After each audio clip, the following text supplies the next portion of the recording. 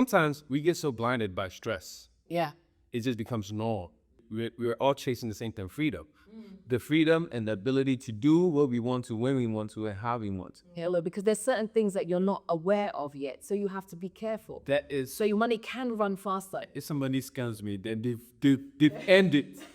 Even getting a job, he said, you need a network. Like, you can't just get a job. Like, I can think of a job that I've actually successfully landed just from an application. If you don't come back to America, I'm going to call the embassy and tell them we've kidnapped the kids. Yeah, it feels like hell, but you got to do it. Who's gonna do it for you? Hey guys, welcome back. All right, so today I want to talk about Passport Dog. Now, I came across his channel on YouTube the other day, and I found it really fascinating. I feel like this is a subject that not many people have really touched on, and so I thought I would do it. But obviously, I don't have the experience of what it's been like to move to another country. Perhaps things don't go the way you thought it was going to go, and have to move back. What are the implications around it? So I found his video really, really interesting.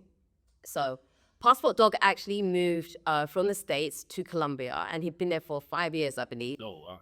Yeah, that's a bit of time, right? And then something happened and he had to move back to the States. And there was certain realities that hit him. And I just thought it would be really interesting to like talk about and explore what some of those implications feel like, right? So one of the first things he mentioned was that when he got back, he needed a job. Like, he'd spent 5 years of not having to like grind. Like, the reality of coming back here, like, what is the reality of having to move back to the States or wherever after being in Ghana? Yeah, I haven't gone that long of a stretch, but just even my 4 month stay in Ghana was a very shocking reset. Well, let me take that back. You know, there has been a time when I did move with my family to Ghana for about 7 months, stay there, and but those are different times. It wasn't like I was a solo. Yeah. But as a solo person, there was it's like just the reality of coming back here and being like, oh, Charlie, like that freedom, like you don't. Sometimes we get so blinded by stress, Yeah. it just becomes normal. You know, it's like our threshold for it's like pain threshold. Like, Charlie, there's scientific facts out there. Like, if somebody keeps pinching you at the same place, eventually you stop feeling it. Yeah. So it's the same place. It's the same thing for us when we're dealing with constant stress of, you set your alarm, you wake up at this time, you go to work, it becomes mundane. It's the same thing over and over again. But living that kind of life with no vision is, in my opinion, where the problem is. Because you are toiling and working and slaving. Again, let's say you're single, you don't have a family, you don't have anybody who's anchoring you, that's dependent on you. So you're just living to die, honestly. Every day you wake up, work, what I said, at the weekend comes, you go out, have a little bit of fun, and then it's all over again. Yeah. Versus somebody who's locked in, and I've been there, done that. I've locked in before, where I'm like, Charlie, put in pen to paper, do some mathematics. Like, if I work this hard, this is how much I can have. This is how much I can have in my savings. I could actually buy back my time. Yeah. You know what I'm saying? So and that's even just living here in the United States. It's like the biggest, we hustle and we do all this bustle because we're all chasing the same thing, freedom. The freedom and the ability to do what we want to, when we want to, and how we want to. Yeah. Right? Go to places, travel, do all of this stuff. But if you're just literally doing or pursuing this lifestyle paycheck by paycheck, you'll never go to see the ultimate reward. In my opinion, it's always best. You hear people say, oh, have 3 months savings, have this. I feel like if you're in a position where you are youthful, you're young, you have that vigor, whether you like it or not, slave and slave now, right? Because this is the youngest you're ever going to be. This is the strongest you're probably ever going to be. Yeah. So if you have to even get 2-3 jobs, do that. But with the mindset of like, hey, if this is my current life expenditure, right? If it costs me $5K a month, right? To live this type of life that I'm living and I'm comfortable and I'm good, then that means at least if I need for 10 months, I need 5K times 10, 50K, right? Yeah. I need that. So if I can save that much, then at least hey, Charlie, you've lost them for 10 months. You can, if God forbid, because that would happen in life. If something happened, I have my, of course, take care of all your emergency funds and all those things too, but this is just your lifestyle. You want to make sure you I have. think that people, when they have a bulk sum of money like that, they feel like if they're going abroad and they having a lower cost of living, that their money will last longer. That's phase two. That's what I'm saying. Phase one is if you can manage your monthly expenditures here and save that one for a whole year. That means if you take that same type of money and you go somewhere where the money goes times 10, you should be able to do it at least for 2, 3, 4 years. Yeah, absolutely. But we also have to consider, right? Because I feel like people don't really think about it. Even if you have that sum of money, you're going to a place that you don't necessarily know. So you're going to be cheated out of your money. You're going to lose money on it because there's certain things that you're not aware of yet. So you have to be careful. That is, So your money can run faster, especially on an initial outgoing. it can run faster because of your lack of due diligence. We're in that age now where, granted, yes, some review pages, whatever, can be fabricated and all of that good stuff. But you have platforms like YouTube, you have platforms like Instagram, and people who are actively not just talking about it, but they're actively doing it and showing you. Some of them are scammers. Some of them are scammers too, but then, hey, Charlie, it's like, I'm the type of person who, unfortunately, my way of thinking is, Charlie, if somebody scams me, then they've ended. I'm this, the type, this is how I'm like, Charlie, you've ended though, because, hey, that's a new one. But once bitten is a million times shot. Like, if you scan me, so if you are green and someone tells you, hey, Charlie, I can make the sky say blue overnight, and you look and you see the sky itself is blue. And I don't know I don't know what kind of things that people. For example, some of y'all about to be triggered. Instagram, when people say, send me $500, I would make it. I'll send you 5,000, and then all of this stuff. Do you know how many people, even within my immediate circle, who get, I say, you cry, like, how did you fall for it? And then they go into their system and then they hack it. And I'm like, and some of these people are very intelligent people who are even working in the IT field, and I'm like, how did you fall for this? Because of people's desperation. And that's what people blame. So manage your emotions, manage your expectations, have a game plan. Have a game plan. Well, I even spoke to a friend and I was like, oh, Charlie, like, maybe I need to lock in, maybe get some 50K and come together and do some things that actually make it 100K. Because if you can do chop at least half. Yeah, at least. And I was like, it was quick. I was like, Charlie, you're right though. He's like, I'm just saying, this got it, So you never know. And I'm speaking from a perspective of the things that I try to be very cautious. I don't take unnecessary risks. If I was single and I didn't have any kids or anything, any house, any of these obligations as an adult, if I didn't have it, I'll be probably taking more grander risks in life. But because I have all these other responsibilities on this end, I have to make sure these things are good. So I will analyze it, even to the point where sometimes it hasn't been to my benefit, in the sense that I missed out on a good, clear opportunity. You know what I'm saying? And I could have been a millionaire or something. You know what I mean? But you live, you learn. Yeah. But I don't want to stray too much from subjects, but having to move back after you've experienced such a lifestyle freedom, what that must be like, because he had to move back in with his mom. Do you see what I'm saying? And he showed you his room and like there's nothing in there. He's literally moved out of his clothes. Like, how do you pick up again? Even getting a job, he said, you need a network. Like, you can't just get a job. Do you know what I'm saying? It's not easy as that. Bro, even somewhere like Burger King, somewhere like, say if I was not fortunate enough to know some, people, higher-ups, the hiring managers, the general managers, the assistant if I didn't know these people, bro, I was not going to get a simple-ass job like that. You know what I'm saying? This was in a point in time in my life where I was very down bad. Like, I can't think of a job that I've actually successfully landed just from an application. And I am a working man. Bro, every job that I have successfully landed has been because I knew somebody that knew somebody that knew somebody in there. Through referrals. Hey, my job is hiring. Hey, this guy just got promoted. Hey, this person is leaving. Hey, I'm about to leave my job. Hey, I could put in a good word for you. And the network matters, but the reputation of the person also putting you in matters even more. Because you can't have somebody who was a dirtbag at job say, "Oh, I have a friend for you." Oh, so another dirtbag. Birds of a feather flock together. Yeah, I'm like, yeah. yeah. So here, again, preach spirals into this little conversation and try not to go off topic. Of coming from abroad and coming here and just only worrying and sticking to your people. Yeah. Charlie, you can't do that. You can't do that. You have to really spread yourself thin when it comes to getting to know people. You don't have to have a lot of friends, but you have to have a lot of associates. You have to know people who you associate. You have to know these people, so if you categorize that. That's interesting because in Ghana, you have to have that as well. You need a limo from people to help you to navigate. So I didn't really think of it actually in the West that a similar structure exists.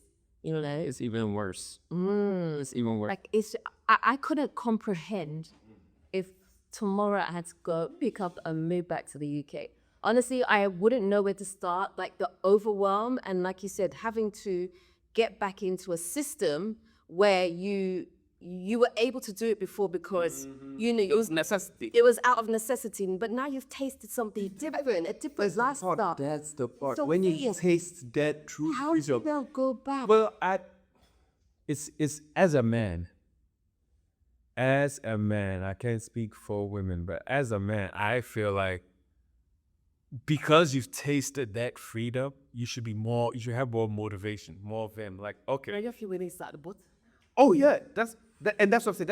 That should be your motivation, right? Like my mom says, and I'll say it in English, but it's like if you ever find yourself shoveling crap, hold your nose and shovel it. But eventually you're gonna get out. But you got to shovel. You got to go through that.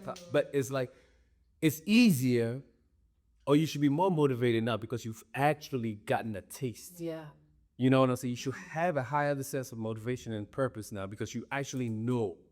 You've gone through being cheated, you've gone through being scammed, whatever. You know now you've navigated away. So now you know that even if let's say you went somewhere with 50K, now you know that Charlie with 10K cry gets. Yeah. I know exactly what I could do with it, multiply that. You know what I'm saying? Yeah. Versus somebody who's just like living in a fantasy world and delulu is like, oh man, let me just say 50K, everything's gonna be great, and then they go. No, now you have purpose. It's going to be a difficult time because even if your friends that you've had before, you're still friends, but your paths are not as aligned anymore. You've experienced different things, but it's like you're having to start again. Where do you even have the time to get hold of someone? When I went to the UK on holiday, right? I was there for 3 weeks. I barely even saw the people that I knew because everybody's in work mode. Yeah, everybody everybody got life. Life is always lifeless. So how do you reintegrate? Just what I'm saying. It's a bit difficult. You have to have a realistic mindset, right? Where if you are traveling into a different place, you have to work with somebody's timing because people have their own systems. Some people like to be asleep at a certain time. Some people like to visit at a certain time, right? Gotta do. So don't bring that over here if you truly want to see these people, whatever the case is, right? So it's communication, because some people want to facilitate you, but at what cost? What was your experience like? Because when you moved to Ghana, right, at that time, did you? When I moved to Ghana, When you moved. Your experience was 7 months that you were there, right? You didn't expect to have to come back, or you weren't planning on coming back. That's it. I had no. Oh, there's so many intricate reasons, right? Oh yeah, I know, because I'm trying to get to how did you manage to move back and reintegrate and pick up your life? It wasn't by choice. It wasn't by choice. If it was like because I actually, fortunately for me, I had a game plan.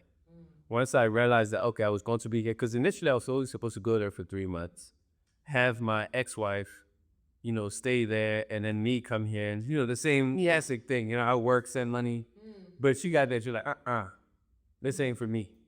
I'm not. This is your home. This is your culture. Let's switch roles. I'll go and you this, then that, you stay here. And even in that situation, cry, what happened? Don't get me started. We'll save that for another channel. But in that time frame of realizing that, okay, I'm the one who has to stay here and it made sense. Back then I'm like, okay, we ain't gonna argue if it makes sense. Like, all right, this is my home, this is whatever. And even still, for me at that time, it was a culture shock because I left here as a kid and I'm returning as an adult. And I'm seeing life in 4K and I'm like, hey, hold on. But how did you reintegrate coming back to the States from there? Well, Did you still have your house and everything here? I did. But that's why it's very interesting. There's so many pieces to that, right? Because again, I was married, there were kids involved, those marital problems, those so many things.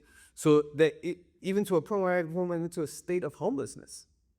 Yeah. But it's like my whole mindset was like, Charlie, I got to do what I got to do. Yeah, Charlie, me and my van were like this.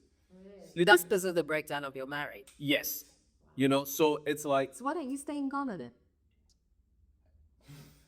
And this woman threatened, because I don't know if this is the channel for that, but I was, threats. It was like a lot of things that I didn't know then that I wish I knew now that made me feel very powerless. Because when saying now, it just makes me so irritated. It's like my ex-wife was like, oh, if you don't come back to America, I'm going to call the embassy and tell them you've kidnapped the kids. And you've kidnapped the kids and what? And you don't want to bring them back. So me being me, mind you, this is a time period where you're seeing all over the news. Dr. Bill get me shot up. I don't know nothing. I didn't know my rights as a father, as somebody who everybody knows how to kidnap the kids. Everybody knows the whole situation, having that. But I didn't call her bluff because I didn't know much. All I mean is like, this is you people's sister. We know more than me. I don't want no highlights. It's like, I think about when I came here, I made something of myself. So all I kept thinking about was, I'm not going to allow you to jeopardize that. So my friend, okay, kids, pack up. We go, and that really affected me negatively because I came, like I said, once I realized I was staying here, I had to pivot. My game plan, everything had to pivot to how can okay, cool, I got dollars, but I don't want to keep tapping into my dollars. How can I be in Ghana and make CDs that's worth making and support my lifestyle? So I'm looking at different things. I'm looking at agricultural stuff. So I started partnering with right people, whatever the case is. And that's when I got into farming and all of these different things. So I was in my trial period of like, okay, you know what? I'm going to give this thing a chance. I'm going to, provide some seed capital to make these things happen. So one of my first farming ventures, because I was there, 4 kids, seeing Charlie, I'll pop up unannounced. Nobody knows what's going on. So I kept people on their toes. But the moment that marital issue became involved, and I prioritized that, and I'm no longer in Ghana. Now I'm in America, and now the story starts. Oh, send me a picture. Send me I'm giving phones to people. Send me pictures. Send me a video. Oh, it's rain. Other crops have destroyed. How?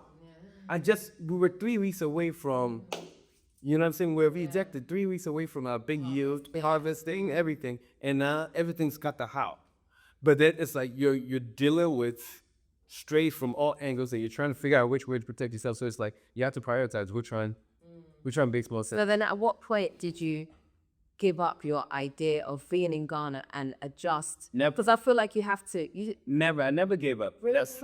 Because even fast forward through all of that stuff, once it just becomes, when you find yourself in a situation where everything is just either failing or you feel like you're being attacked from everywhere, you just have to sit with yourself a little bit and prioritize.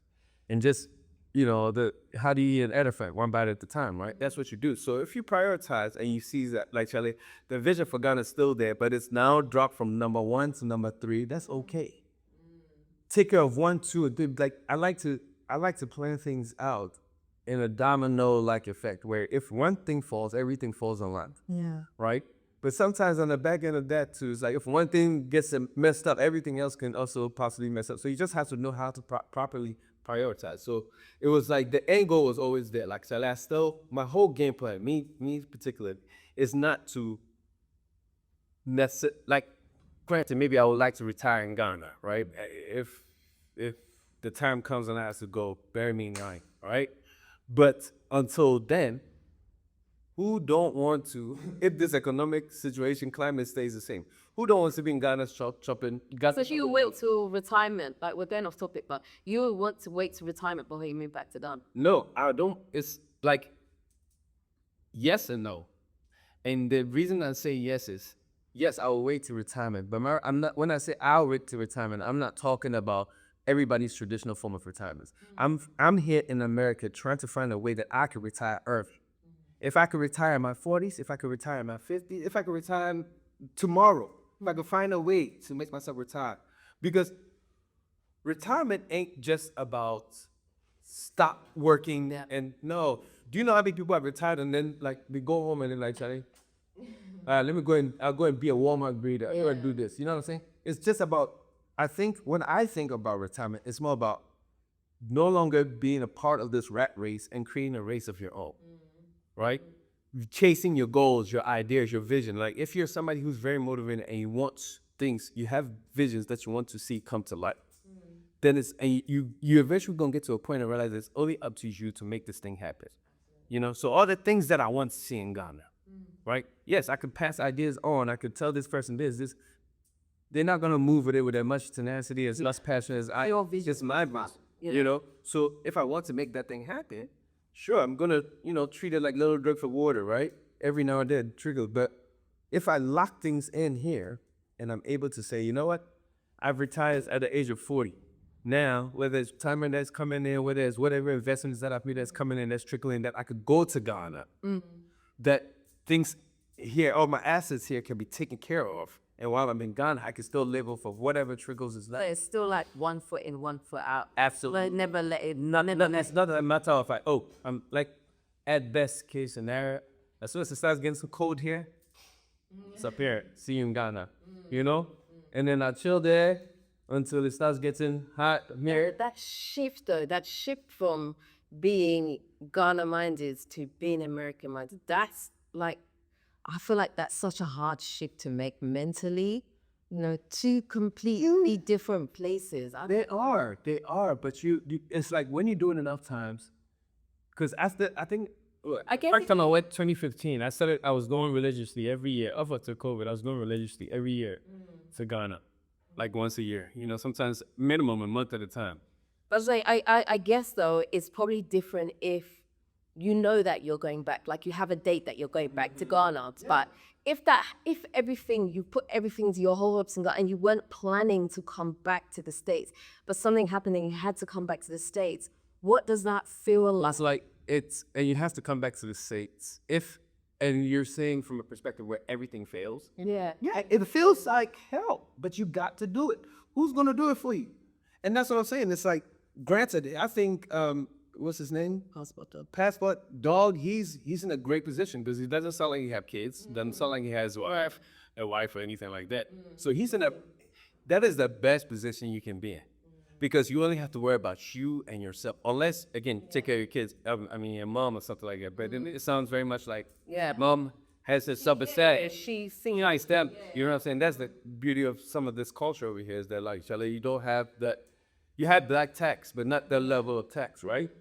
So with your mom being established, you're the best position you could possibly be in as a man. All you have to worry about is yourself. You know what I'm saying? Prioritize. Don't what's the point of going on dates? You know what I'm saying? What's the point of like, you know what I'm saying? Like, lock in. Yeah. Lock in. I'm the type of person like, I ain't no shame in my game, bro. I will go be a trash man. I'll go be a janitor. A dollar is a dollar. But I know it's a stepping stone. We have to treat this thing like a stepping stone. And the only thing you're gonna catch me really locking in, and I feel like that time period for me has even come and gone, is like a proper federal job or something that has like amazing benefits and stuff like that. Then I'm like, oh, Charlie, I'll do this for 15 years. But even when I'm doing that one for 15 years, I'll be doing something else on the side, because money ain't the root of all evil. It's what you do with it. It's what you do with the money. You know what I'm saying? So like, that's like a gun sitting here saying, oh, gun is bad. No, if you take it and you're going to shoot somebody, then you are the bad person, right? So you go after the money. As a man, Charlie, as a human being, but the way the world is structured, as a man, Give yourself that moment. Be sad for yourself. Be whatever. But get up. Yeah. Get up. Get up. What did it say? Get up and get something. I don't know. Figure it out. But yes, there's a track out there. But But yeah, you're right. Yes, that is the best position to be in if you know that, you know what, it's only me, I can handle it. Because when you got your kid, pressure, kids, your wife, all of that, and you have to go back. And on top of that, some of you people, like, you sell your houses, come in.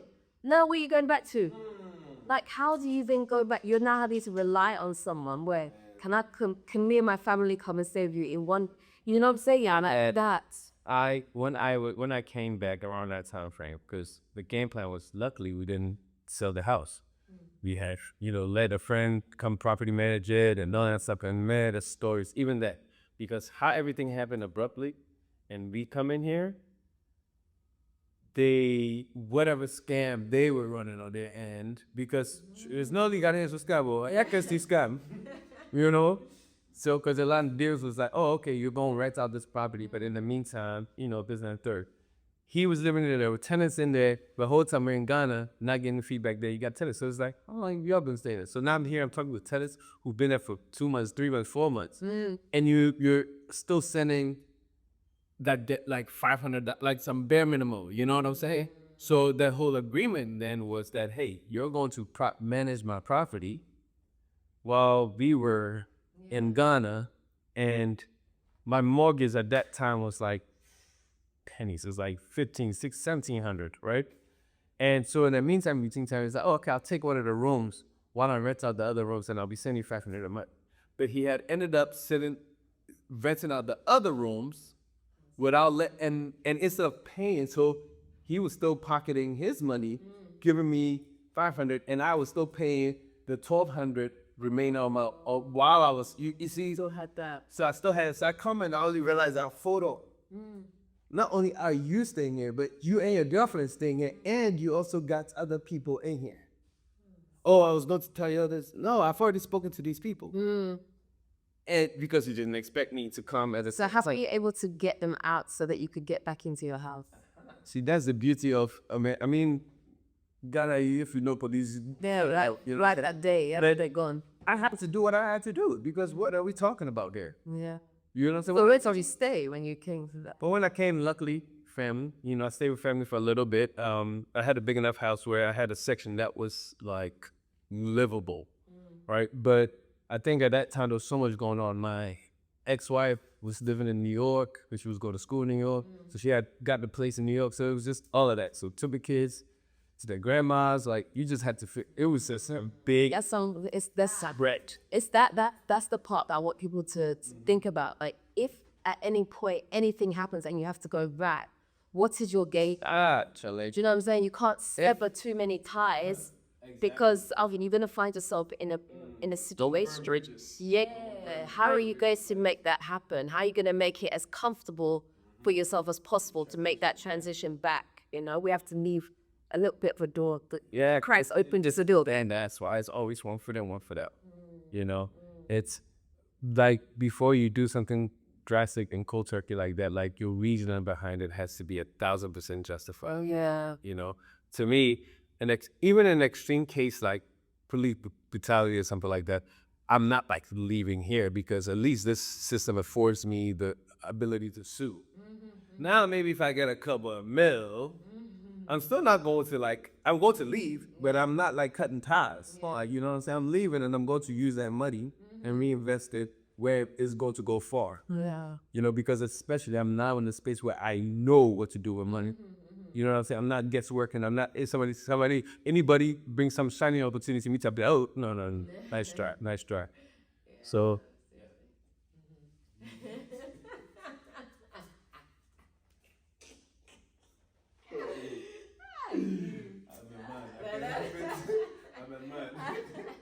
I'm in mine. I do.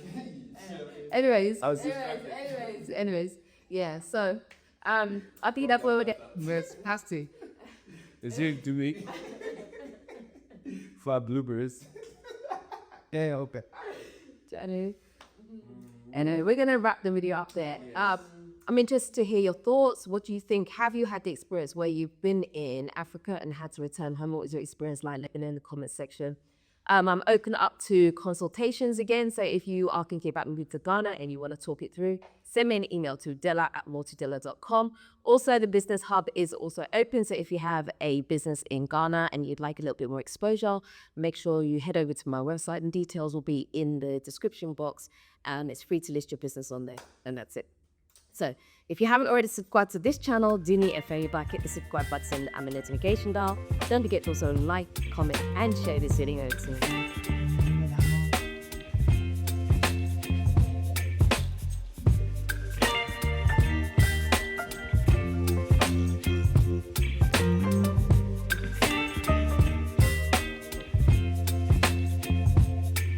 Baby, you give me ice and fire. You're giving me wind and rain.